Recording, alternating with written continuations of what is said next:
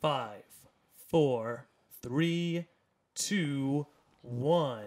Chris Perkowski from Charging the Mound. How's it going? How's it going, Nick? Thanks for having me. Oh, it's a pleasure having you. So, before we let this thing roll, we were going off on Sam Darnold. I figure we should just jump right into the fire. All right. And let's start breaking it down. I'll say, I think Sam Darnold has shown that he's talented, but I don't know if he's proven that he could be a winning quarterback yet. No, I agree with you there. I don't even know how talented he is. I don't know how well he's shown his talent. I mean, he was interception prone in USC. And first off, even just to start with USC, it's not like USC is a school that's known for their quarterbacks. Also true. There's been one successful who else USC has come out of there recently? Recently, Was it Mark Matt Liner Sanchez from there too? Mark Sanchez, Matt Liner. Yeah. Was it Barkley who was the it was the Eagles backup, Matt Barkley? I think he was God. USC as well. I don't even know, but yeah, maybe. And then Carson Palmer. He's like the one successful Palmer ain't bad. No, he was the one successful USC quarterback. Yeah, if you can get a Carson Palmer, you got to win. Yeah, absolutely. He'll get you to the playoffs. So here's the question. Do you think Sam Darnold can be a Carson Palmer type quarterback? No, I do not. I think he's a Mark Sanchez. Now, tell me why you feel that way. What are the parallels that you're drawing between the two? All right, listen to me, man. When you're a college quarterback and your problem is turnovers, he was throwing 15 picks a year in college. That inflates when you go to the NFL and you play better defenses. Well, you're playing defenders who have actual hands. Yeah. Not their hands are anything great, so but that 15 interceptions in college, that turns into 22, 24, 26 interceptions in the NFL if he plays a full season. Well, that's what I was saying. I'm going to put out the conspiracy that Sam Darnold actually isn't hurt this week. They're just going to bench him for a couple games so he doesn't break Manning's record? Break Manning's record. Yeah. Oh, but the Manning family must be pissed. Absolutely. You'd have to think like, damn, Darnold's not playing. God damn it. It's like the one smug on Peyton's record. I mean, yeah. other than not being the Absolutely. best playoff quarterback. And also being the most fucking boring guy in the world. Yeah. I hated watching him play. For being one of the greatest quarterbacks of all time, he was a bore to watch. Well, he was immobile. Yeah. Completely immobile. And you don't have to be Russell Wilson. You could be a Ben Roethlisberger. But a little bit of the physical aspect of it. I like watching fun fucking quarterbacks. Yeah, I'm with you. Like, dude, Rodgers runs all over the fucking place. Well, yeah, he rolls out. Like that's part of the playbook is for him to roll out. Brady sometimes rolls out, scrambles a little bit. Say what you will about Brady. He can be mobile if he wants to. They threw him a ball in the Super Bowl. They sure did. It's in the playbook. He missed it. He did, but they did throw that ball. That was the minute. At that moment, I was knew like, I think we might win. Yeah, because I was like, if Brady dropping the ball, it's not how this story goes. Yeah. See, it was different with the Giants Super Bowls. It was when the Giants defensive line was pile driving him into the ground that I was like, oh, we have a chance in this game. What was it in the first time you guys faced off? It was 17-14? Yep. Ridiculous. Yeah. Holding Brady to 2 touchdowns in the Super Bowl? And if you'll remember, Burris predicted that the final score would be 21-17. And when the reporters asked Brady about that, he goes, we're only going to score 17 points? Actually, Tommy, you only scored 14 points. Yeah. Yeah, but wouldn't it have been funny if he actually scored a touchdown on that final drive and the final score would have been 21-17? I don't think it would have been funny at all. Nah, but you know something about the Patriots? It's something I've realized about the Patriots. I observed it when the Giants were in the Super Bowl, but I didn't really feel it until the Eagles were in the Super Bowl. Yeah. And the Philadelphia Eagles are not the most beloved franchise in the NFL by any means. No, right? really? But the fact that people came up to me like, bro, I was rooting for the Eagles in that Super Bowl. I was like, well, yeah, we were facing the Patriots. They give us a Death Star. I got to tell you. They give us a common enemy. I think it's very important. I got to tell you. For the league narrative. Go on. I didn't mind that the Eagles beat the Patriots. Of course not. They're the fucking Patriots. Yep. My father, who's a lifelong Giants fan, I think he was rooting for the Patriots in that game because, you know, his mantra is fuck the NFC East if it's not the Giants. But See, and for me, it's the Patriots. For me, yeah, pretty much. Or a team has done something to make me hate them. Yes. Like when the Saints did Bountygate. Mm-hmm. I still hate the Saints. Yeah, just because Sean Payton's still fucking. Yes, and he's a piece of shit. But they're the best team in the NFL right now. I think they are. They're the best team in the NFL right now. Now that they just got Des Bryant, you think they're going to use him on punt returns? No, I don't think so. I think they're going to use him to bait, basically to give Michael Thomas some help. He's going to be drawing the second and third cornerbacks, and Thomas is still going to be double covered by. He's going to get some safety help on him, and it's going to be able to get Dez the ball a little bit more, and also take pressure off of Thomas, like I said. And it's going to take pressure off Kamara, Yeah, too. absolutely. Because now they're going to be anticipating the pass more than they anticipate the run. Totally. But, so who do Hey, you think... Jamie, pull that up. Jamie- Pull that up for me. Yo, what I eventually want to do, this is very audio-based, I don't want to get into for too long, but I actually want to mount this TV to the wall. Oh, yeah? And so use you can like a do wireless keyboard and mouse, just like right here. There you go. That'd be awesome. So if you're talking about, you could set up another camera to point at the screen. Yeah. Yeah. Or I could just like screen share and just record us on that screen. And, Yeah. But well, I think what's impressive to me is that you have a studio audience. Mm-hmm. Yeah. They're all right there. They're mimes. Yeah, I didn't. They're really good at being mimes. Yeah, they scare don't. me. They don't react to anything, but it's incredible that first off, that your bedroom is that large. Well, dude, if you look at this fucking creepy guy on the left, he Yeah. jerks off when I sleep. Not enjoyable. But that's living with mimes, man. You get used to it. Yeah. It's the price you pay for a nice studio. Speaking of jerking off. Yes. Come. We said we were going to talk about cum. So let me tell a story. About cum. Yeah, I work at a doctor's office, and I know like HIPAA violations and stuff, but I think if I don't say the guy's name, it's not a big deal. So I had a patient like a year ago who filled out some paperwork, and we asked if you have medical problems and stuff like that. And on the medical problems, he wrote that when he gets aroused, there's a discharge from his penis. Is he talking about that's Maybe he's talking about pre-cum? Yeah, but that's not a medical problem. No, I was going to say, that's good. We want that. Yeah, but he wrote when I get aroused, I get a discharge from my penis. It's like, dude, that's normal. Yo, maybe he just can't last in bed, and he doesn't know how to say it without it being embarrassing. Doc, for some reason, I just get hard. It just spills out like a toothpaste tube. But yeah. Any other funny stories? No other cum stories. No other cum stories? No. All right, so we came and we went, come and go. Yep. Let's get back into the NFL. Okay. Do you think the Patriots are just going to end up in the Super Bowl again? Looking at the AFC? Because looking at them from last week, taking out the Packers, maybe the Chiefs can take them? I don't know. That's the only thought that I have. Last year I thought the Jaguars had a shot to beat them, honestly. I never believed in Bortles. You never believed in the Jaguars. No, I love the Jaguars. Okay, I think but you never believed in Bortles, even with his performance against the Steelers last year in the playoffs? That was impressive, and that you thought it was an anomaly. I think so. Okay. Also, call me crazy. I rooted for the Patriots against the Jaguars. Oh, really? Because I wanted revenge. Oh, okay. I wanted revenge. Okay. And secretly, I want the rubber match. Yeah, I gotcha. But granted, Bortles has been awful this year. Yeah, most certainly. But he's completely regressed after looking like a star in the playoffs. He's had flashes of greatness. Yeah. Make no mistake about it. Yes. It certainly hurts that he lost Allen Hurns, Allen Robinson, and Marquise Lee. Well, he's been without his running back for the majority of the season, too. Fournette's been gone. Like I said, Marquise Lee went down to, I think, a torn ACL. So. Well, I don't think Bortles is as bad as he's been this year. I think he's actually if you give him some weapons, I think he could be okay. He can be okay. I just think the Jaguars' defense is so good that to waste it with Blake Bortles as your quarterback. You're absolutely right. I think they're gonna draft a quarterback this year. Either draft a quarterback or trade for somebody. Yeah. Get a fucking Tyrod Taylor or something like that. Seriously, I feel like Tyrod got shafted this offseason. So did I. Took the Bills to the playoffs. So do I. I think the Bills should have kept him in order to mentor Josh Allen for a year. And I think because Allen was started him. Well, they did start him. Just full time. I know he wasn't playing well. He wasn't playing well, and then they, I guess I could see both viewpoints, but no, that one definitely makes much more sense to me. I'm a fan of Baker Mayfield. Baker. Oh, Baker.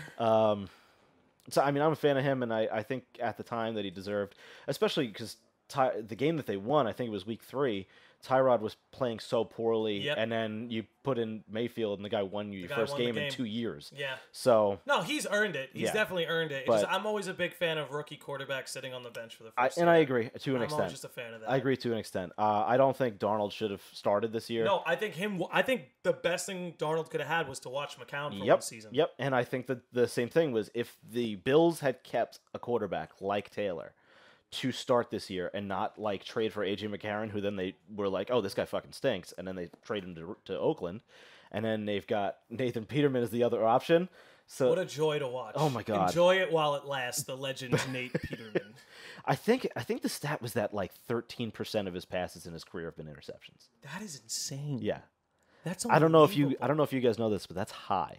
Very high. That's a lot. 13% may not seem like a lot, but it's a lot. Like that. Like imagine So like if he has 40 attempts a game, he's throwing 4 interceptions. Yeah. That's insane. Yep. Yeah. It's crazy. I can pull up his career numbers because I want to see. I think Please he's got, do. No, he please might do. have like 2 career touchdowns, honestly. Nathan and, like, Peterman? Didn't he get one last week? I think he got one last week. Was he home? Where's his stats? I think they were home. Did the last crowd week. go ape shit when Or no, Nathan you know what? They Peterman- might have been in Chicago. I don't fucking remember. Yeah, who knows? But But I like to believe the Buffalo crowd went insane when Nathan Peterman got his Of first course. touchdown of the season. Nick, What's up? What do you got? his career touchdown interception ratio is Okay. 3-12. He's thrown 3 touchdowns. My jaw is on the floor, ladies and and gentlemen. 12 interceptions. He has 7 this year in 2 starts. 4 games, 2 starts. He's thrown 7. I'm at a loss of words. I Yeah. don't know. He just doesn't belong in the NFL. No, he Who's does the not. practice squad quarterback on the Buffalo Anybody's got Bills? to be. Dude, bring me up to Buffalo. I could do a better job than him. I'm confident with that. I think, you know what I'm I could- confident in? I I don't, could- here's what I'll say. I'm confident that I could play in the NFL and not throw an interception on 13% of my. That's 13% what I was of my going to say. passes. I don't know if you could do a quote-unquote better job than Nathan Peterman. I could but definitely you not throw that many definitely- interceptions. You definitely have a better turnover ratio. and than Nathan I'll do Peterman. it for a fraction of the cost. Give me $50,000. League minimum. No, you're entitled to league minimum. Don't you worry. I don't need it. Give the rest to charity. Give the rest to Nate Peterman. No, you're chill. Do you think, like, who's the Buffalo Bills coach? I can't remember off the top of my head. Why am I'm looking at the guy's face and I can't think of his name. I'd like to Bald-headed guy. I'd like to believe he has meetings with Nathan Peterman. Like he's Sean so McDermott. there you go. Yeah. I believe like he's so desperate for just a quarterback to be all right. That, Oh like, my God. He sits Nathan Peterman down. He's like, "Son, do you want your children to starve?" he's like ripping the stubs of hair he has. He's like, it's the guys in the blue shirts. You want to hit them, all right? Come on, son. Listen, we're gonna wear the alternate jerseys next week. It should be easier. Legit opposite colors of our opponents. Those are the jerseys you want to hit. But like Allen, he had issues with accuracy and interceptions as well in college. He was a project coming in. Like everybody knew this guy was a project. I feel like with the exception of Baker Mayfield, Everybody, 3 other quarterbacks were somewhat of a project. Yeah. I think Rosen was probably, other than Mayfield, was probably the most pro ready. But he probably should have sat. But I mean, they had no choice. Sam Bradford was horrific. Yep. You know what's funny? But now they're sending this guy to slaughter because he's got an awful line in front of him. Yep. So Which isn't good because then he can't adjust to exactly. If they could, because I think he's talented, and I think, but like I said, beside Mayfield, I think Rosen is the most talented quarterback from this. That's what I was going to ask you. Who did you believe was the most talented quarterback? I think it was Mayfield. I think it was Mayfield too, and I think it's funny that he's the one who sat on the bench, even if for just 3 or 4 games. Yes, yeah. And that he's the one having the best time because he got to Absolutely. stand on the sidelines and observe what playing in the NFL And is the like. Browns have talent. Oh, they have no, a lot of talent. They can be good. It's just their coaching. If you give them a real head coach next year, I think they're a playoff team. It's at possible least because, 8-8. Because that division isn't too strong. No, it's not as strong as it used to be. But especially if you give them some weapons, you've already got Jarvis Landry. If you can get if you could sign like a Golden Tate or something, as your number 2 to go across from Landry. Man. I didn't even get to watch him him play yet. I didn't even get to watch him play yet. You're taking him away from But me. you've got the running back Chubb from Georgia, who's a stud. What the name Chubb? Chubb. You can't not laugh. And then But go on. you got him who's a stud. Again, Mayfield is a Heisman Trophy winning quarterback, and I think he's an excellent talent. And if you listen to the guy talk, he's intelligent and he's got a good football IQ. But they've got a good line. They've got a tremendous defense. If you give them some competent coaching, No, just look at how they held the Saints down. I know. You know what I'm saying? That game still stands out to me. I look at the 7-1 Saints, and I just keep thinking of that game against the Browns. And, it could be a fluke week by week. You never know. Mm-hmm. But I don't know if it says more about the Saints or more about the Browns. And I'm starting to think it says more about the Browns. I think so. Because the Saints look pretty fucking elite. Yeah. But that's from, what did they hold them to? 21 points? 18? It was something like that. It was a low-scoring game. So, but I hear you on the Browns defense. Yeah, but talented. Do they have anybody coming off the roster due to free agency at the end of this year? Anyone notable? It was Josh Gordon, and they traded him. But your losses. other than that, I mean, nobody off the top of my head. I'm sure they do. I'm sure they have some significant player that coming off, but What'd they get in nothing that I return can for think him? of him. A 5th-round pick, and that's the only reason was because if he has another suspension, he's gone. He's done for. So, Okay. teams didn't want to give up high, A high pick caliber for someone who could just be knocked out of the league. Exactly, Like that. exactly. Well, good for them. At least they got something in return. I think Yeah. the Browns are pretty. And- I don't think the Browns' plan was to win this year. No, I don't think that was obviously their not. plan, even though but they they don't wanted look to show terrible. that. But they wanted to show that they could compete. And I think they did. I think so. I think so far. I mean, even Yeah. if they lose out, Yeah. they have pieces. And they've also had several games early in the season where they were fucked late in the game by horrible officiating. I do recall that the first couple of weeks. And honestly, they should probably be 500 right now. Well, I want to ask you because I know it's Oh, custom. sorry, back no, to- go for it. Yeah, we can go back. Go Back for to it. Josh Allen. Yeah. Like the dude in college had so many issues with accuracy where he'd Yeah. throw like the dude's got a strong arm. I can't take it past that. He fucking threw like 80 yards off his knees, but he had so many passes in college that sailed 20 yards over a receiver's head. Like those passes, those kinds of passes in the NFL, those are getting picked off. Those are going for incomplete, but when you have a good safety that's seeing that play progress and sees, oh, this ball's sailing over, I'm going to go after the ball. Those are picked off, and especially on like the Bills who have no wide receivers, you got issues. Well, I mean, the thing with rookie quarterbacks, He should have sat a year under somebody like Taylor. he should have sat a year, and I feel like there's always the learning curve for interceptions. I feel like Yeah. quarterbacks throwing interceptions is the largest learning curve in the league. Oh, completely. A good example of that would be Carson Wentz. His first season, he threw 14 interceptions to 16 touchdowns. Yeah, and then last year he was lights out. Lights out, Yeah. ratio's nowhere near that. I know this year right now he's at like 11 touchdowns and 2 interceptions. He's got to hold on to the ball a little better though. But yeah, I wanted to talk about the officiating in the NFL and what you think of what they're trying to get at with these rule establishments like this year, the helmet, the new tackle rule. I completely understand you want to protect your players because you've Especially seen the quarterbacks. you've seen so many players in the past, like fucking Hall of Famers that you see when they pull them onto the field at the Super Bowl, and these guys can't fucking walk, and they're like 50, and it's because of football, and it's because of head injuries and concussions that are going undiagnosed, and CTE is very clearly stemming from hits to the head, and it's 100%. very clearly. Like, it's a big problem in the NFL, despite what Roger Goodell tells you. Oh, no, it's not. Go fuck yourself. Yes, it is. He was a fall guy. Yeah. I mean, I'm not gonna listen to you. I'm gonna listen to scientists who say that it is.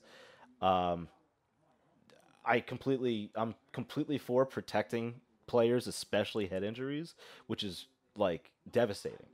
You had Junior Seau who fucking shot himself in the chest because he had undiagnosed concussions. And the reason he shot himself in the chest was so that his brain could be salvaged and tested. That's like the most thoughtful suicide I've ever heard Yeah. of, and I'm not even trying to be funny No, or say yeah. that in jest. Like, And- but that paints how severe an injury this Absolutely. is because it's literally him thinking of the rest of the league. Like Yeah. he has no illusions about where that came from. Yeah. So he knows just how many other people are suffering because of that. Oh, and so I hope something was learned from that. Exactly. I really hope we learned But something from practicing his brain. there's an issue with the tackle rule where they said you can't lower your head to tackle.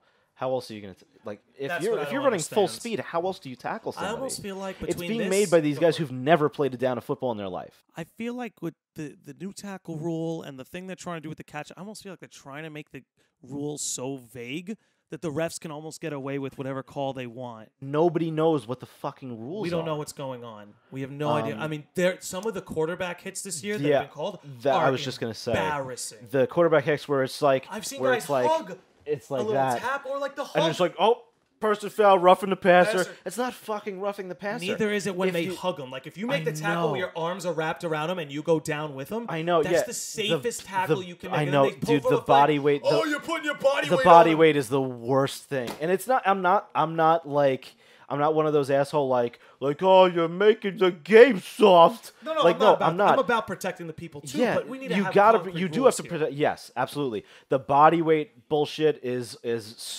so stupid. If it's on a sack, it should never be called.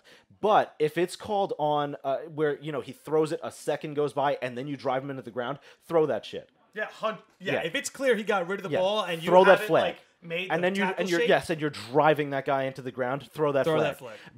But if he has not released the ball yet and you tackle him and you land on him, it's a sack. What else are you gonna fucking do? Well, You can't, I don't know what they think these guys have the wherewithal to wrap and roll and shit I've like heard that. an interesting point lately that some people believe the league is starting to cater more to the people who play fantasy than the people who watch to root for teams. Because everything they're doing is just promoting offense. It is they're promoting hurting. offense. It is hurt. It's in the end, it's going to hurt their viewership. There's just too many. They're going to flags lose thrown. money because of it. I know the thing is like let the boys play. Yeah. And I understand throwing flags on hits, but like, dude, some pass interference calls are terrible. Some holding calls are terrible. Yeah. Because one of the things that like I love watching football. Seriously. Totally. I have a fucking blast every Sunday. But one of the things that make me enjoy baseball more is like when I see a home run in baseball and I see the ball go over the wall, it's a home run. Yeah. And I can cheer and I can be happy. Yeah. I have found And watching football, not when- after a play, I have to linger, wait to see if there's a Was flag. that a touchdown? Then I can cheer. Was that a touchdown? It looks good. Bro, I didn't Oh, they're reviewing it. I have to wait a minute. Hey, it's a touchdown. Bro, I didn't celebrate the Eagles winning the Super Bowl until Because 10 seconds after the play. Yeah. Which was just weird and awkward. It was a very Yeah. weird 10 seconds. Yeah. But it's, you know. Yeah, because the play has to finish, and you're like, flags, yellow. There's nothing. I think we're in the clear. I think it's we good. won. Are Yeah. we champions? I think so. Yeah. But I understand that maybe this is necessary to get the league to a place where we lower injuries. Where I understand keeping the quarterback safe. The quarterback for a lot of teams is the business. Like the Packers make significantly more money if you're a real son of a bitch. And this is how the NFL gets away with this shit. Because people like you and I try to have conversations and somebody slurps and we go off topic and we end up talking about something else. Let's talk about this new fucking New York Mets GM. Because I'm not sure how happy I am about it. So the thing with me is, I just want to get the guy's name right. I believe the guy's name is Bloom from the Rays. I think he should have been the guy. I just want to make sure that I'm not giving.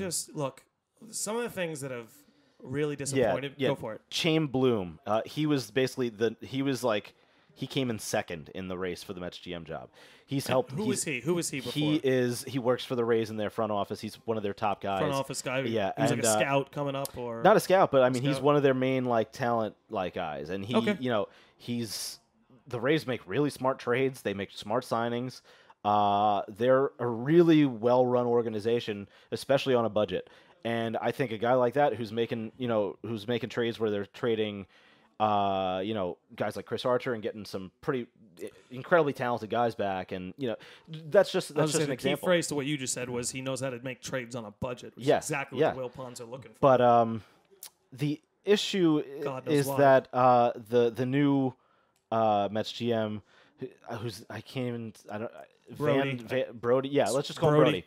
So I mean, he has no background in a baseball front office. He's a fucking agent. Now here's the issue for me is that he is the agent for I guess DeGrom, was for DeGrom and for Syndergaard. Tebow. Yes, Like, for DeGrom and Syndergaard, when they have arbitration cases coming up, he should not be allowed to be in them.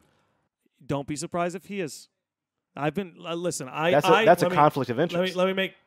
Again, it's nothing the Mets haven't done before. Like, look, you know me. You've known me a very long time. I bleed orange and blue. I Yeah. fucking love Yeah. the New York Mets. But the last 10 years have been really fucking hard. I Because don't- of sketchy shit. Not even Yeah. losing. I can handle losing. I'm a Mets fan. No, but I'm Bernie Madoff, I man. can lose. That's what I'm saying. You're going to tell me these guys are going to do business with Bernie Madoff and you're going to let them keep their team? Yep. Not only are you going to let them keep their team, you're going to let Jeff Wilpon be part of the head of the financial sector for all of Major League Baseball? Yeah. These fuckers are protected. No, you're right. That's why they're going to pocket David Wright's contract when they collected it back for insurance. They got 75% of his contract back when he was injured, and they pocketed that shit. You're right. How can they get away with this? I don't understand. And now we hire for our GM, for the guy that we need to make trades across the MLB, to make signings. We're going to hire an agent. A guy who was Syndergaard's agent. Yep. He was Is DeGrom's DeGrom's agent. agent. Yep. Tebow's agent. Like it's almost like the New York Mets are the home of And insider now, trading. and now so many players who were in his group have had to change. Like Jed Lowry, who's a free agent, who probably fucking hates Brody now. Yeah, for ditching now him he like has that, to. He has and to he's change not gonna agents. sign with us. Well, I don't think he was, but he. Even still. but it's going to slow down his ability to sign with the team now. That's true. Because now he's got a new He's agent. gonna get a whole new shit. Yeah. That's a good point. And Seems sketchy. It just seems sketchy. He was an all-star with the Athletics last year and has had several good years with the Athletics as like a super utility guy, and was probably looking at a 3-year deal. But now that he's changed agents, has to get all that shit sorted out. It's going to take longer for him to sign, and it's probably lessened his ability to earn and get an extra year. Because the dude's like 35. He wants a 3-year deal. He's probably going to have to sign for 1 or 2. That's going to suck for him because you're right. He had an excellent year. And for a 35-year-old guy who can still make an all-star team, he's definitely worth a 3-year contract. Yeah. But due to unfortunate circumstance. Where your agent takes the job in a front office. Hey, man, I got to go. Sorry. But to be fair, from things that I heard from him, I heard some brief snippets where he was interviewed by Mike Francesa. I know Francesa hates him. Yeah, it was very funny because Francesa asked him, he's like, "What do you think about this team? Huh? Well, tell me what you think." And he goes, I think this is a lineup that I could win with. And Francesa goes, I know your pitching's good, but you look at this lineup and you tell me you can win. All right. But you know what? I agree with that. I agree with that. If I'm looking at Rosario, Nimmo, Conforto, McNeil, sure, I like those guys. I think those guys are good players. I like them to win in 2 years. And I think you can build around those guys. But if I'm looking at the rest of the lineup, if I'm looking at like Todd Frazier and aging fucking Jay Bruce, get Todd Frazier the fuck out of here. And Travis d'Arnaud, like I'm not looking. No, they're not.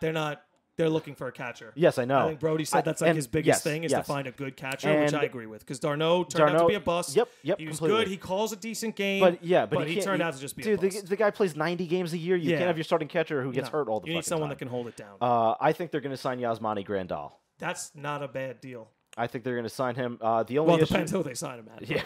That's not a bad idea. Yeah, I mean, he's a great catcher coming out of L.A. His pitch framing is not fantastic, but he's a great hitter. And basically, I don't agree with Brody about what he thinks about the lineup. Like I said, I think they have a couple. Well, there's pieces. something he said in particular I really want to ask. And what is that? Now let me guess what you were going to ask me. Is it Tim Tebow? Yeah, it's Tim Tebow. I think it's insane. I think it's absurd. that he can start opening day roster. I'm worried this guy Brody is just like a fucking carny trying to sell tickets. Oh yeah, that's what I'm afraid of. What I do like is, like I said, he was talking to Francesa and he said that he's focused on bringing in some talent. From everything that I've heard and like listening to people in the industry, it seems like he wants to spend and he wants to bring in some big names because we haven't spent a lot. I think the Mets can get a guy like Kimbrel. I would love to get Kimbrel. Or I'd like them to retain Familia too. Bring him back. Yeah. If we could, I would like them to retain Familia and get Kimbrel. That's where that might be tough, but I think Kimbrel might be like their major target. Yeah, I would hope so. Starting pitching is not a need. You don't have to worry about the starting pitching market. We're good. But we need one or two bats. Your bullpen needs. DeGrom has had 9 wins because the bullpen killed him. The bullpen needs a complete overhaul, and we need maybe a good defensive catcher. Yes. And one doesn't have to be a Machado type bat, but one good bat. Yeah. I'm with you. Like a Mike Moustakas or something like that. I would love Moustakas. I wanted him last year. I want him this year. But God damn it, I had Mets fans who were like, "Why get Moustakas when we can get Frazier?" Frazier fucking sucks. I want to smack those. I want to smack them. I hope they're listening. I have never liked Todd Frazier. I didn't like him with the Reds. I didn't like him with the White Sox. I hated him when he was on the Yankees. I'm a Yankee fan. I fucking hated that piece of shit. That big-headed fucking asshole whose helmet doesn't fit right. Fuck him. I like him off the bench. I like him off the bench. Stinks. I like him off the bench. Did you know he's from Toms River, New Jersey? Did you know that? Has anybody ever told you that before? Because that's all they fucking talk about when he's up. He's at the plate. Here comes Todd Frazier. Hey, he's from Toms River, New Jersey. You know that? That's right across the river there. Did he grow up a Yankee or a Met fan? I don't fucking know. I think he grew up a Yankee fan, and then how could you not love the story of a Yankee fan playing for the Yankees? Did you know that he played in the Little League World Series? Did you know he stood next to Derek Jeter on the field? I have a question. Oof. Did Todd Frazier stand you up or something? Did you try to get an autograph? Did he flip you off? No, like, I do have a story that's from a friend that I don't know that I should tell. No, you know now you have to tell. I'm gonna tell. Now you have to tell. Okay. You could change names if you need to change names. Okay.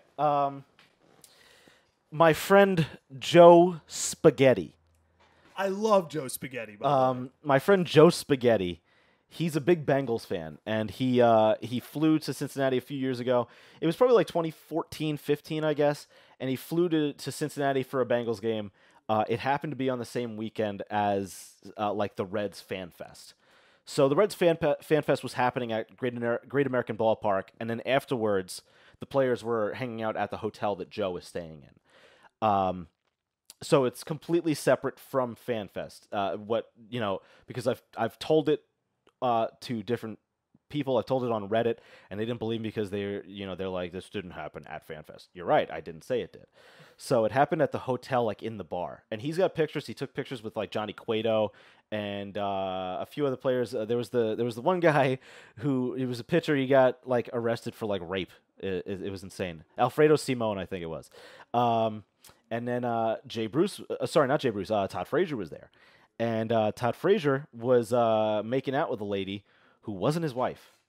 Todd. And Todd. So Joe. Oh my God.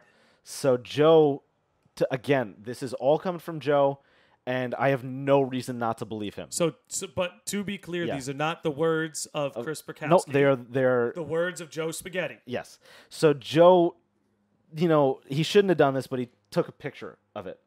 And tweeted it, and I guess I maybe he must have tagged Todd Frazier in the tweet, or maybe Todd Frazier saw him take the picture, but that wasn't clear to me. But Todd Frazier saw it and approached him, and put his hand on his throat, pushed him against the wall, and threatened to kill him. I've seen a picture of the police report. Of the police report. No charges were pressed, but the police were called, and they told Joe that it's not the first time they had to deal with Todd Frazier. Hey, yo, fuck Todd Frazier! He had to be the hotel he was in, they changed his room, put him under a fake name to protect him. And like I said, Todd Frazier choked him, put him against the wall, told him he was going to kill him. Again, I cannot say that I support Joe's actions in taking the picture. It's not his business. But, Todd Frazier assaulted my friend. And again, I have no reason not to believe it. I've seen he sent me a picture of the police report when it was happening. I have no reason not to believe that story. Well, see, now you've convinced me to hate Todd Frazier. Thank you. There you go. I have to say, if the "hey, fuck Todd Frazier" yelling thing didn't convince you, no, that's fucking low, Brant. That's fucking low. First off, don't cheat on your wife. Don't cheat on your wife. And don't do it during FanFest. Yeah. What if there's a kid who saw him? Again, it was not at FanFest. It was at the hotel in the bar. My bad. That's the issue that people have where they don't believe the story. Because they think that I'm saying that he choked him out in front of fans, which is not what happened. Okay, yeah. I guess I made the same mistake. Because I pictured this whole thing happening at FanFest. Yeah, he's signing autographs. He's signing autographs. He's like, go over here. I was like, damn, Todd, chill. So, and because people are like, nobody saw that? That's bullshit. No. But straight up, don't fucking cheat on your wife, man. No, so he's a fucking baseball player. He's not home most of the time. It's hard on her, too. What the fuck are you doing? So, yeah, but it was in the off season, and so he did that, and people have asked me why wasn't he arrested or anything like that? Because he's famous, man. Money is power. He's famous in a small city like Cincinnati, where you're an athlete. Well, you don't want to, and you have power over the you don't want to disturb the Cincinnati economy. Yeah. No, but that's you joke. I'm not kidding that much. I'm not kidding that much. It's a little joke, but seriously, it's I don't see how you could not understand how he wasn't arrested. No, I totally get it. Baseball keeps things under wraps, and they're good at keeping things under wraps. And if you think that unless you fucking like assault your wife or something like that, yeah, at no, your unless home it takes it to the next level, and then police are called, they're going to report that. But something like that, well, that's why I wasn't where happy with the Mets. especially Joe didn't press charges. He just he wanted to be done with it. Well, I was gonna say, going off on your last thing, that's why I wasn't happy when the Mets took Jose Reyes back. Oh, I'm completely with you. I would have been fine taking him back in novelty had he not. Had that story broke about him assaulting. Was it his girlfriend? It was his wife. He threw her through a glass door. He should have been out of baseball. How can you? Yeah. Aroldis Chapman should have been out of baseball. We definitely need to have all like of a these, no tolerance all of policy these fucking with those things. Roberto Ozuna, who's now on the Astros, who was just pitched in the playoffs, should have been out of baseball. All these pitchers, all these any athlete who has any kind of issue or arrest with domestic violence should be out of of that sport. That is a privilege to be able to play in that league and make that money you make. It's not only that, and dude, you were also a public figure where like children look up to you. That's what I'm saying. It's disenfranchising to the fan base. Because how am I? It's supposed to disenfranchising take to women. And they're part of the fan base. Yeah, 100%. So it's like how is a woman supposed to go to the game and root for the Mets when Jose Reyes is in the lineup? Exactly. I 100% right there with you. And it's disenfranchising the children and the parents too, because like, dude, what am I going to do? Am I going to take my kid to go watch the Mets when Jose Reyes is playing, so that he can cheer when Jose Reyes hits a fucking homer? It was insane. I don't want him looking up to a guy like that. My girlfriend Maria and I went to his first game back with the Mets, not on purpose. We had tickets to that game. It was just happenstance. Yep. Yeah. And so when I still think about it, and it still like enrages me when he came up to the plate for the first time and got a standing ovation from the crowd. Yeah. This is part of that thing I was telling you where the last 10 years I'm pretty upset with my organization. That's part of it too, because you know what it is, man? And like, I don't want to make excuses. I don't want to make excuses for people who are lacking some moral value, but sometimes people just don't know better. Sometimes people don't pay attention to that shit, and sometimes like Major League Baseball is a fucking circus act to some people, and where they don't care about the players and what they do off the field. I know, but and I think it's the wrong perspective to have. I don't think you should separate the player from the person.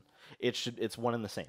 And to me, and I've heard fans at the game where I've said, where somebody's been like, oh, Jose, and I go, hey man, can I ask you a question? Why are you okay with what he did? And they go, hey, whatever, leave his personal life out of it. He's a Mets legend. It's like, all right, well, he's an awful person, and I have a problem supporting somebody like that. What if that was your daughter that he put through the fucking glass? What if that was your sister? Yep. Your views got to change. And dude, you know me, man. I fucking loved Jose Reyes. Yeah. During the 2006 era, we'll call it. I fucking he was exciting to watch. He was fun. Yeah. Like him stealing a base made the crowd erupt like someone hit a home run. Yeah. It was so much fun. No, he was a game-changing talent. And I always talent. appreciate him for that time. I always appreciate him for the good moments. But at the end of the day, looking back on Jose Reyes, that is the big glaring red dot that's on the front fucking cover of his legacy. I completely agree. I can't argue that at all. And especially, dude, I can't stand the fucking iPhone. I've updated the fucking operating system 3 times this month. Man, look, we can get into it, but I have an Android and I'm happy. I just got the pop-up that was update. I updated last week. There's something weird about iPhones, man. I don't know how my brother's done it. My brother has an iPhone 6 that still runs like masterfully. Good God. I don't know how he's done it. I have the 7 and I lose the charge so quickly. Yep.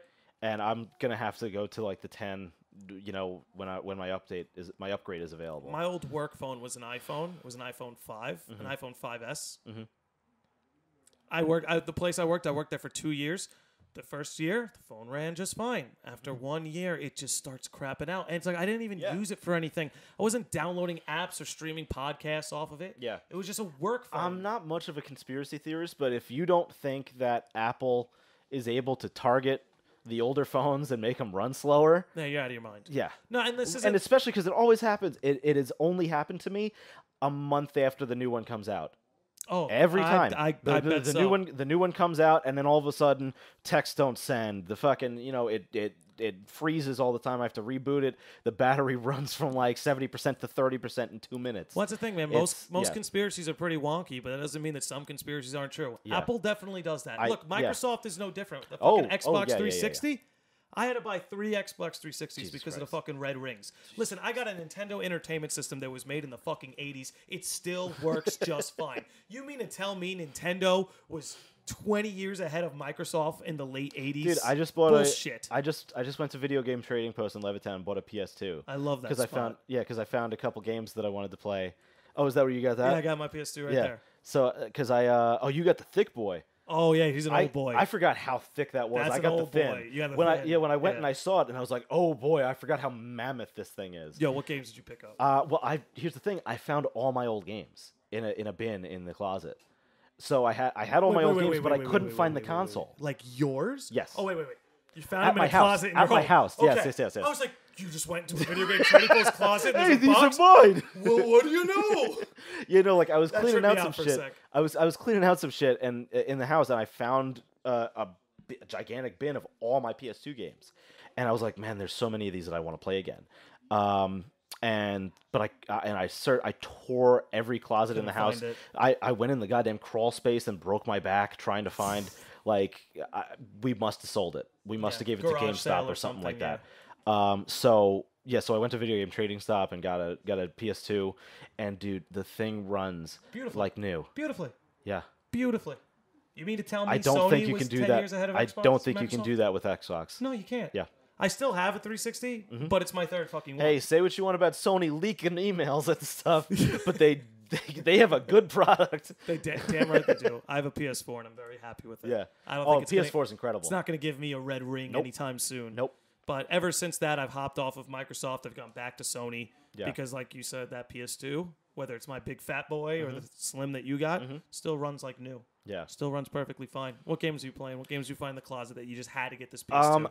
I've been wanting... So I've been, praying that Sony would release a remaster of this, and they haven't. But then I found it in the closet, and it's fine. Tony Hawk's Underground 1. Oh. That is it's my favorite game of all time. You've said that numerous times. You do hold that near and dear. The story is it's so fun, and basically you are you're a skater. You're like an underground skater, and you become pro. You're trying to become pro, and your buddy from your hometown he steals your demo tape of this gigantic trick that you do that's going to get you signed by everybody. He steals that tape and says that it was him. Pawns it off as himself. Yep, and so which never made sense to me because I'm just like, but I don't look anything like him. How is he? Is there a picture of his face on my body? And people are like, wow, look at him go. He's so still. Look at the body control. But so he steals the tape and pawns it off his own, and you gotta you do it for the love of soul skating and shit.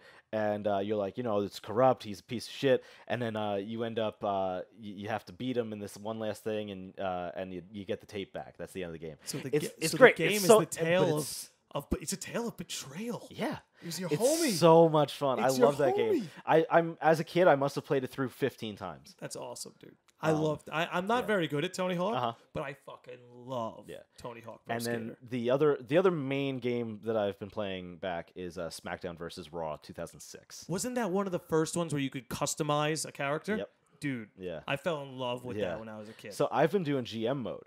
I never played that as a kid because GM mode is tell me about GM. So basically, you are running your own brand. So you can pick Raw or SmackDown. You draft your roster and you put on a show and you try to get the best ratings. And it's a shitload of fun. So you're trying to see what matches. Do you influence the plots that happen? Do you influence the what do you have control over? You can start rivalries and see how well they're doing, and you can pretty much set up you set up all the matches for each show. Like I said, you set up rivalries so you can be like, oh, I've got Triple H is in a feud with Kurt Angle, so I'm going to keep putting them next to each other so that their rivalry becomes more popular. And so you basically if you're starting a rivalry between two guys, you pretty much got to have them keep facing each other so that the popularity goes up and fans keep wanting to see it. Got to build the hype. Yeah, and so if you want to put them in like stipulation matches. Those generally give you a better rating because like like a Hell in a Cell match is going to get you a better star rating than a singles match. Just there's a method to the madness of it. I'm sure, but it's a hell of a lot of fun. I want to jump off of the WWE versus SmackDown 2006. I want to talk to you about the Saudi show that just went down, and I wanted to get your opinion and your take on the Saudi show. I'll let you run the mic. They shouldn't have done it. They should not have run the show in Saudi Arabia because I don't know what it says about their policies, especially if running a show. Let me restart because the major issue with it, in case your viewers aren't aware, the WWE has a 10-year deal with the Saudi Arabian government to run shows. I think it's 2 times a year there, and they're getting a shitload of money. I don't remember the exact number. It's something like it's something absurd. It might be like $200 million or something like that. It's absolutely insane. And the Crown Prince, who is the one who sort of like set up the deal with WWE, who they're in contact with, he is the guy who allegedly put in the hit or like told people to kill the reporter. Yeah, and for those who don't know the story, there was a reporter in Saudi Arabia who was essentially chopped up with a bone saw. Yeah. And there's as Chris was he was alluding, lured in and murdered. He was a major. He worked for the Washington Post and was a major critic of the Saudi government. And so that's how they were going to silence their enemy. So the Saudi government made him go away. Yeah. And so the WWE had a major crisis on their hands. We're getting all this money. Do we run the show? On an even lesser thing is that no women are able to work on the show. Now, the WWE has done an incredible job over the past 2 or 3 years of changing the stigma around women's wrestling in WWE and the depiction of women on their programming, where they're no longer in, being degraded in bra and panty matches. They're no longer eye candy or sex objects. They're being presented as being on par with the men. Their matches are longer. They've main evented pay-per-views, which was unheard of. And like I said, so they're main eventing pay-per-views and having 25-minute matches, like instead of a 3-minute match or a 90-second match or something like that. They're getting much more screen time, and like I said, they're getting character development, and they're fully fleshed out people, just like the men are, rather than I got tits and ass, and here I am. So you would say the WWE has done a good job over the recent years of bringing women not only on par with men, but no longer just strictly objectifying them. Exactly. And bringing out the personalities and the personas that they're portraying. 100%. Now, 2 weeks ago, they just had their first ever all-women's pay-per-view. And then 5 days later, they had the Saudi Arabia show, where no women are allowed. So how tone-deaf is that for the company? To praise the show is called Evolution. So you're praising, we've changed. This is women's wrestling. This is, they're just as good as the men. All power to them, but they can't be on that show because they're not allowed. Sorry. They should have fucking held it in fucking Albany or something. Like they should have just. They should have. If you're gonna run the show, just don't do it in Saudi Arabia. Just don't do it in the country. What would you say to the company line that they believe? Because in Saudi Arabia, as you know, like, women aren't really allowed to show themselves promiscuously, where like they may not be objectifying the women as much anymore, but just like the male wrestlers, all wrestlers are dressed pretty skimpy. Scandalously, scandalously clad. Yeah, exactly. And they all, have very fit and attractive bodies. Yes. And so what would you say to somebody who argued that to put that in front of an audience that isn't used to seeing that is used to seeing their women in burqas? How would you respond to someone who said, hey, Saudi Arabia is not willing to make that change that rapid. They need to be eased into it. Mm-hmm. And things like WWE are what could ease the Saudi Arabian society into that. Mm-hmm. That the WWE actually believes they're making slow and progressive change in that direction, but they kind of have to start in the middle somewhere. How would you respond to somebody with that perspective? Well, they have in the past run a show in the Middle East where women are not supposed to be presented in that way, and they wore full bodysuits. Yeah. To make up for that. The talent, as far as I recall, said that it was not very breathable and it was tough. And it's not even like WWE does not say you're going to wear this.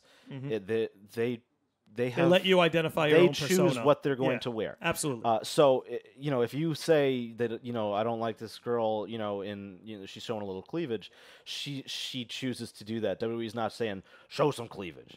So, but they, in order to fit with the, and I can't remember what country it was, so don't. It might have been Iran or something like that, but don't. We don't have to dig into it. Yeah. But they wrestled in a show, two women, Sasha Banks and Alexa Bliss. And like I said, they wore full bodysuits to make up for it.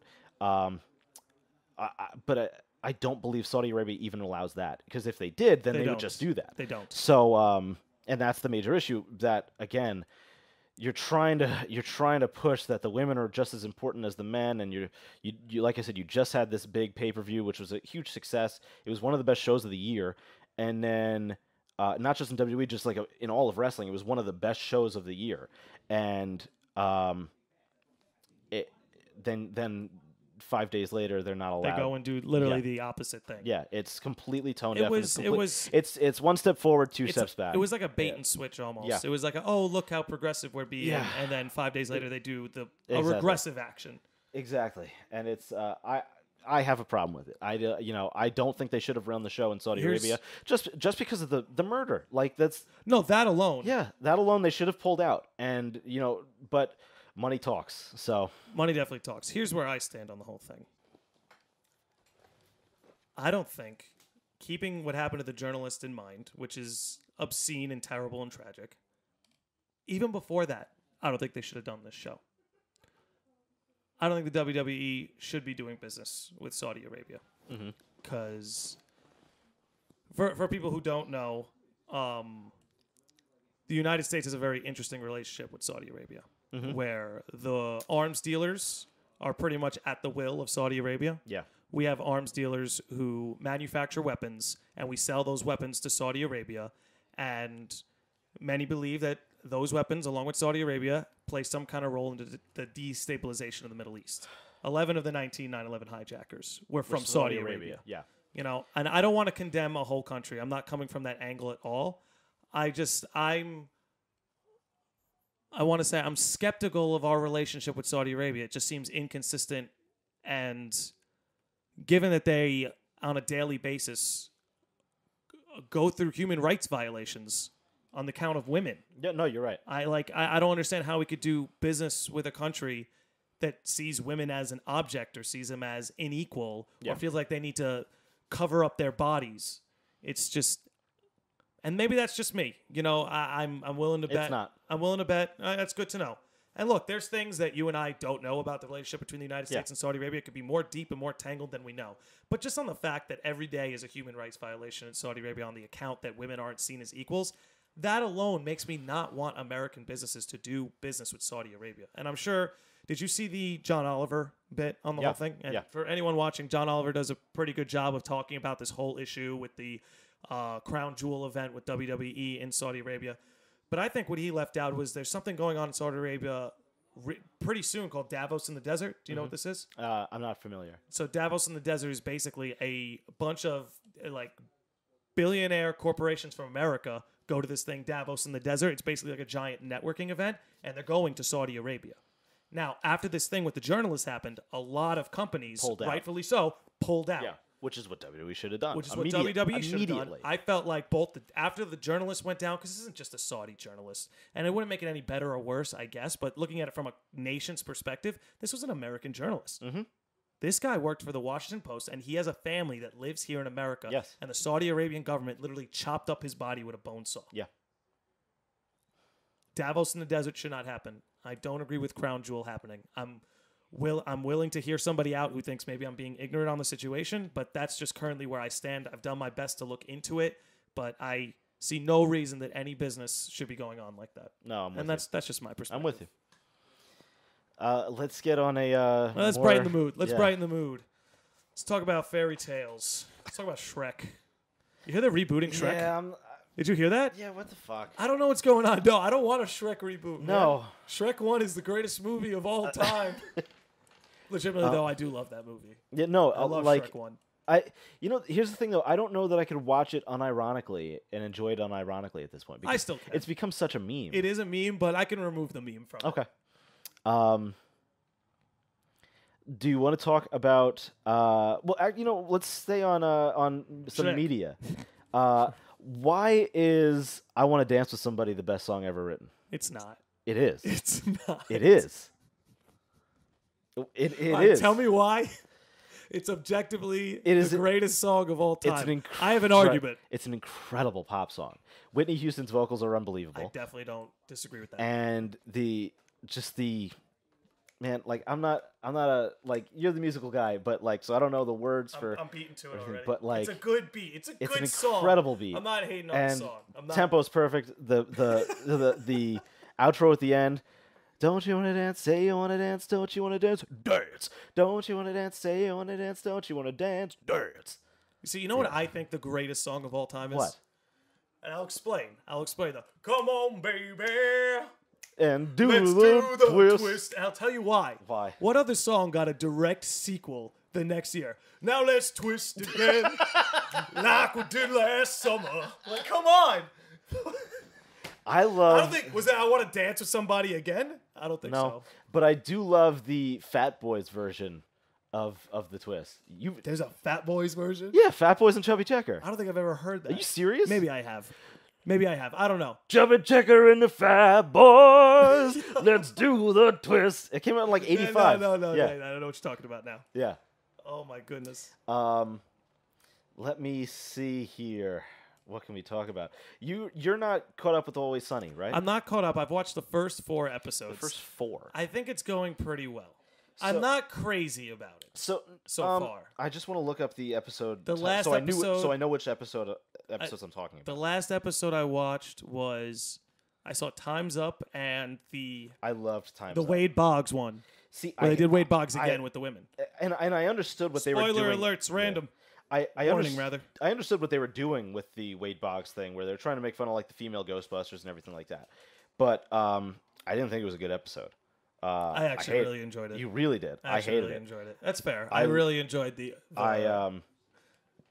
we discussed the season premiere, which was Make Patty's Great Again, which was meant to be a little bit. Yes, was meant to be a bad episode because Dennis wasn't there. Yes. Like it was purposely bad, and in that aspect, I enjoyed it. Mm-hmm. I thought the gang escapes was really good. That was a good one. The escape room I really loved, where like they're like having the like the country fucking like meetings to try to sort things out, the and standoffs, and when they finally come to an agreement, there's a minute left and they've done nothing.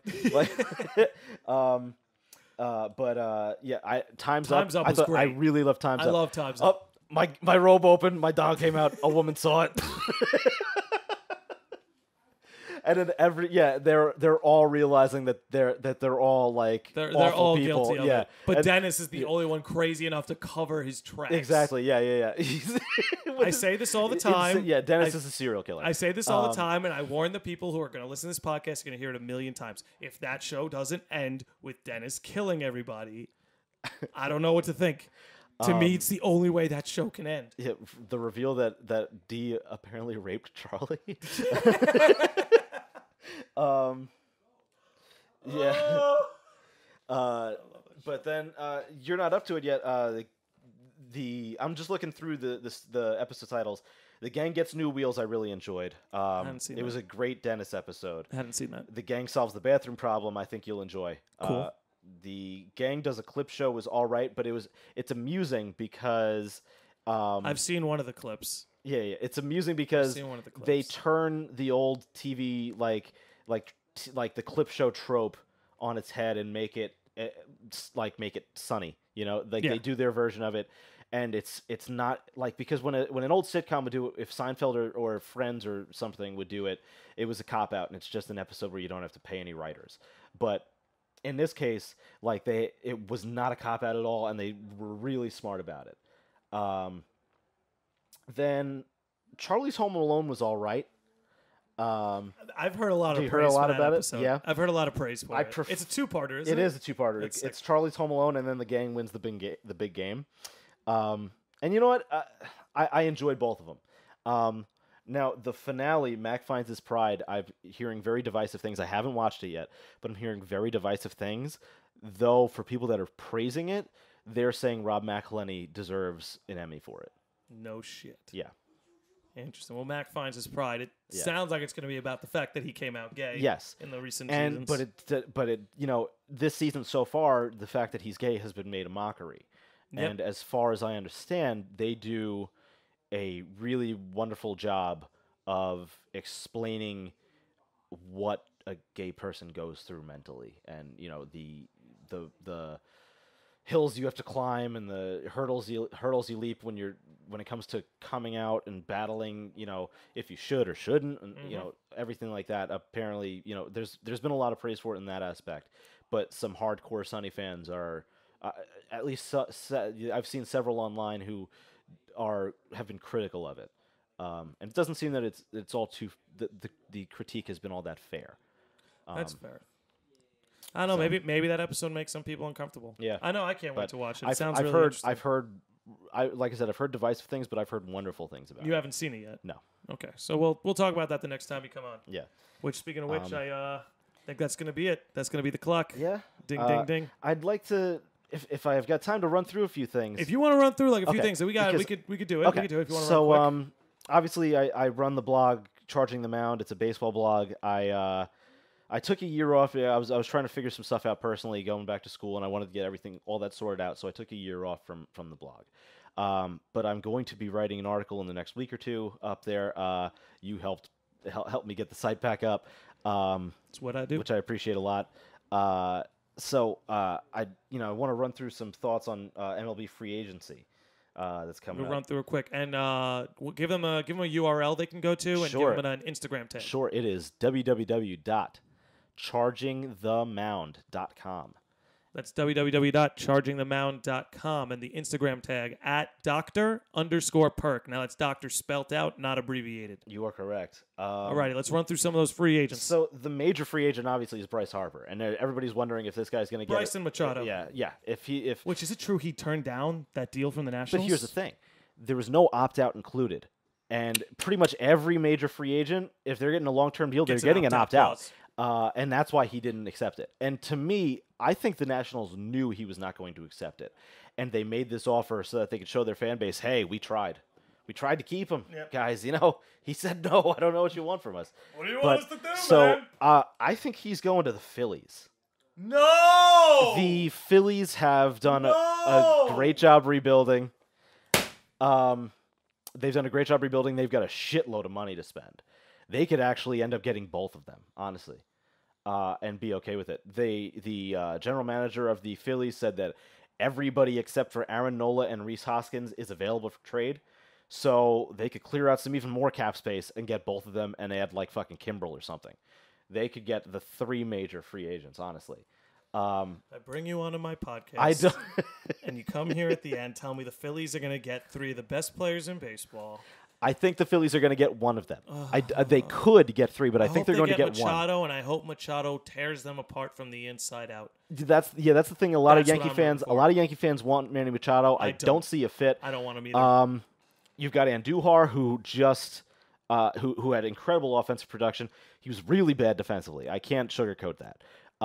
But he gave you incredible offensive production, 29 home runs, like 95 RBIs, and he did it at like a $600,000 contract. I was going to say, he cost you nothing. Yes. So you're going to pay for Manny Machado for what seems to be about $30 million a year when you've already got that guy. He's younger.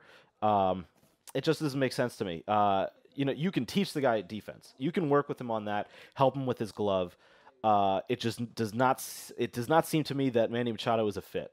Because a lot of people are saying, well, Didi's hurt. He's got Tommy John. What are you going to do? How are you going to replace him? Sign Machado. It does not make sense to me. You got to extend Didi. You got to keep Andujar, keep Torres.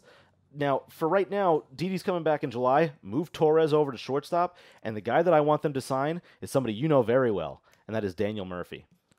Not a bad move. I want to sign Daniel Murphy to play second base until Didi comes back. At which place, I know he's a bad second baseman, but you have to. At that point, long as you have a replacement. Yes, which is Gleyber Torres. Yeah.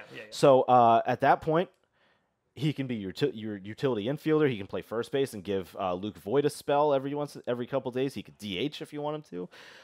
He's an on-base machine. He's a good clubhouse guy, and I think he could put out 25, 30 home runs in Yankee Stadium. Do you want Bryce Harper? No, I don't. Why not? I don't see a fit. We've built up this outfield. You got Stanton, whatever. I've seen rumors that he could play first base, which doesn't make sense to me. That's what his agent is saying. Well, no, it wasn't even his agent. Scott Boras has just said he is not going to play for the Yankees. It's just not happening. Okay.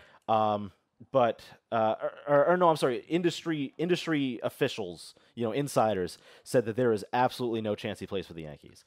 But I don't know. I don't know that the guy can play first base. Do you think there's any chance it comes to the Mets? I don't think Harper? Yeah. I think they could get Machado. I don't want Machado. I know.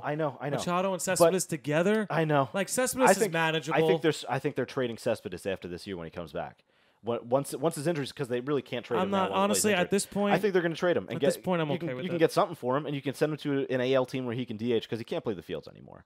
No, I'm always just going to remember. His body can't hold up. I'm always just going to remember him dogging that play in the World Series. Mm-hmm.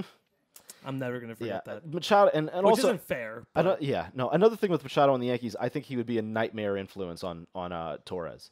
I think he'd just be a nightmare in New York. Completely, yeah, totally. He was almost a nightmare in L.A. Yeah, they barely care about their teams. He's got a piss poor attitude. He's a dirty player. We've seen that for years. Bro, all I needed to see was that quote.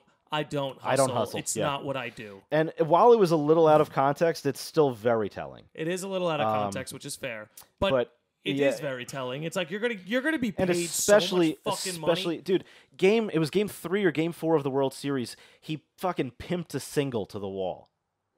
Yeah, you can't be doing that in the World Series. Because he thought it was a home run. They looked at balls hit at similar trajectories and exit velocity, and it is a home run 20% of the time. So it's not like it was like, it just hit the top of the wall. That motherfucker hit the base of the wall, and he was like, oh shit, I only got a single. Oh fuck. I think he cost himself a lot of money this offseason. This I don't know. The There's probably one team out there that's stupid that's enough that's gonna overpay. Maybe. I think he cost himself some money. I think he could have been getting like a $320 million deal, and I think now he's gonna get maybe $295 to $300 million. But the other thing with Harper is everybody kept saying, is this guy gonna be the first $400 million player?